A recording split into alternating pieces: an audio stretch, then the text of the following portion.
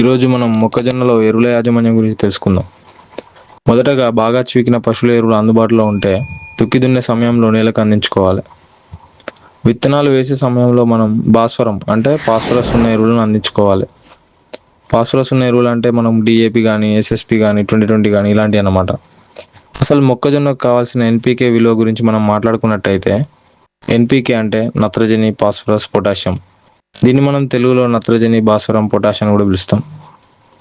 మొక్కజొన్న ఒక ఎకరంలో పండడానికి పరిశోధకుల ప్రకారం అయితే 84 కిలోల నత్రజని, 24 కిలోల భాస్వరం, 16 కిలోల పొటాషియం అవసరమవుతుంది.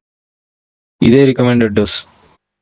కానీ ఈ మోతాదు అసలు సరిపోదని లేదా ఇంకా ఇతర కారణాల వల్ల ఎక్కువ అందిస్తారు రైతులు. ఇలా చేయడం వల్ల లాభమా నష్టం అనేది కామెంట్ చేయండి, నేను మరో వీడియోలో చెప్తాను. ఇప్పుడైతే ఈ మోతాదు ప్రకారం ఎప్పుడెప్పుడు వేసుకోవాలనేది చూద్దాం. మనం ఇప్పుడు మొదటి దఫా ఎరువులు చూసుకున్నట్టయితే భాస్వరం 24 కిలోలు అంటే మొత్తం భాస్వరాన్ని మనం విత్తనం విత్తేటప్పుడు వేయాలి. అంటే ఒక బస్తా డిఏపి అన్నమాట. 24 కిలోలు అంటే ఒక బస్తా డిఏపి. దీంతో పాటు 16 కిలోల పొటాషియం అందించే ఎరువులను ఇవ్వాలి. ఇక్కడ 16 కిలోల పొటాష్ అంటే 16 కిలోల పొటాష్ బస్తా కాదు.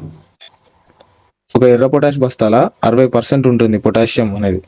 అంటే ఎంఓపి బస్తాలో 60% మాత్రమే ఉంటుంది. అంటే 60 కిలోలు కాదు, 60%. అంటే ఒక బస్తాల 60% అంటే ఇంతలో మీరు ఒకసారి కామెంట్ చేయండి. ఒక బస్తా ఎంఓపిలో 30 కిలోల పొటాషియం ఉంటుంది. అంటే ఒక సగం బస్తా వేసుకుంటే సరిపోతుంది కిలో. ఆ తర్వాత 25 నుండి 30 రోజుల వ్యవధిలో మనం ఒక బస్తా యూరియా వేసుకోవాలి. తర్వాత 40 నుంచి 45 రోజుల వ్యవధిలో ఇంకో 25 కిలోల యూరియా వేసుకోవాలి. చాలా మంది రైతులు పొటాష్ని తలసుంచు లేదా పీచు తోడే టైంలో వేసుకుంటారు. కానీ దీనికంటే దుక్కిలో వేస్తేనే అధిక లాభం ఉంటుంది.